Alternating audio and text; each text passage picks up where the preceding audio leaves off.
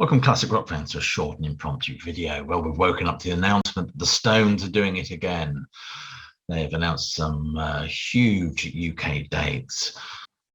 They're playing Liverpool's Anfield Stadium on June the 9th, and they're doing two shows for the Hyde Park British Summertime Festival. One will be on the 25th of June, which is the Saturday, and the next on Sunday, July 3rd. Of course, I did state to my patrons that I'd be interested in seeing the Stones play Hyde Park. I didn't catch them the last time they played then. I certainly didn't catch them in 1969.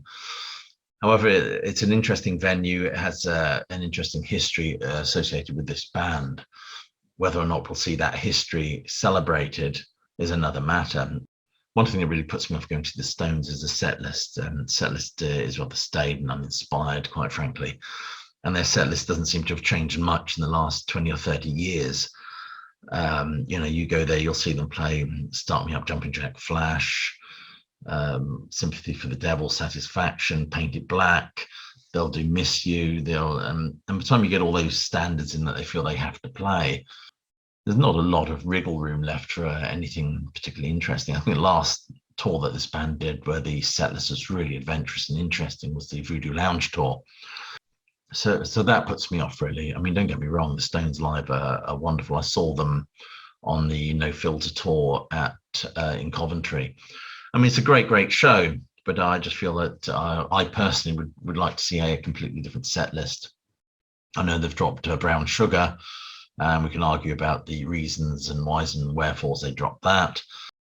Of course, they're doing two nights in Hyde Park. It'd be lovely if they did a night where it was just Stones classics for the general audience, and the second night they'd dig deeper and do other things like Hand of Fate from the Black and Blue album, Dancing with Mr. D, things like that. That would be really interesting. Heartbreaker. I know they've pulled these out occasionally recently, but nevertheless, it'd be interesting to see a set made up of songs they don't usually make up the set list. So that puts me off, really, the idea of going to see the Stones play the same old songs again. The other thing, of course, is the prices. The prices I don't think have been announced yet, but the Hyde Park, British Summertime Hyde Park, uses a kind of an apartheid system where the more you pay, the closer you get to the front of the stage. Seems to be the way it rolls these days. But if you want to remortgage your house to get as close to the front of the stage as you possibly can, I mean, you're free to do that. But for the general hoi polloi like myself, you'll probably end up with a ticket where it will be like standing on the old Kent Road listening to somebody playing a transistor radio on Clapham Common.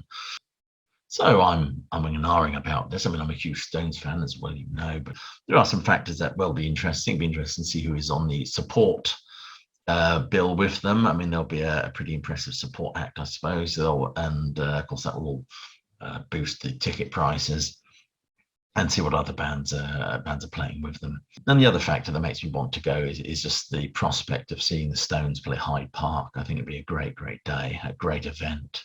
So this tour is to celebrate the 60th anniversary of this band. I mean, would you, Adam and Eve, eh? Of course, we sadly lost Charlie Watts, and many feel that was a wonderful opportunity for the band to draw a line under the whole thing. But clearly they're not doing that and doing these dates. Of course, sitting in for Charlie Watts will be Steve Jordan, who's filled in for him on the final dates of the No Filter tour. Of course, this is the 60th anniversary of the band. They played their first show at the Marquee Club, I believe, in 1962, July 12th, if I'm not mistaken. And perhaps that is worth marking. Hyde Park is very much imbued with the iconography of this band now, especially since that legendary free concert in 1969.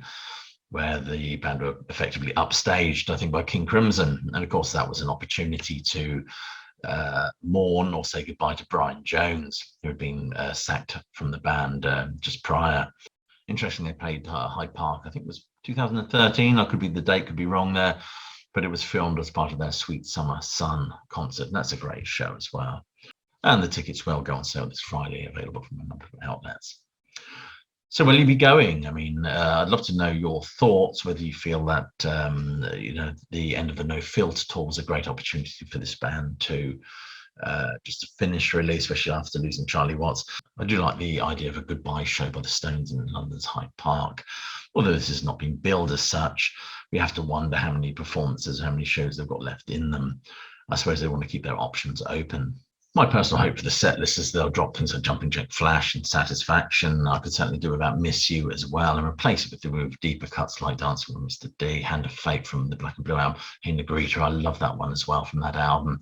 And that wonderful number Sway from the Sticky Fingers album, which I love to hear them play. There are lots of options and possibilities here that I don't think the band will particularly mind.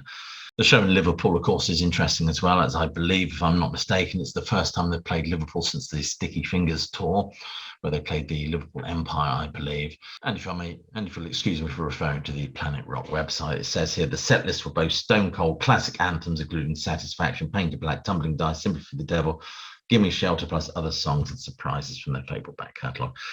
So I'm not sure that the set list would be that varied, to be honest with you. If you're interested in the touring band, of course, it's Mick Jagger, Keith Richards, and Ronnie Wood. They'll also be joined by Steve Jordan on drums, Chuck Leavell keyboards, Daryl Jones bass, Tim Reese, Carl Denson horns, Matt Clifford keyboards, and of course vocalists Bernard Fowler and Sasha Allen. So anyway, those tickets are going to sell this Friday. Do let me know if you're deciding to go to the show. It'd be interesting to know what your expectations are. No expectations, eh? And or if you're not going, and why you're not going, and what do you think of my reasons for not going? So I'll leave it there. I hope you're all staying well and healthy and COVID-free, of course. But more important than all that sort of stuff is that you just keep listening,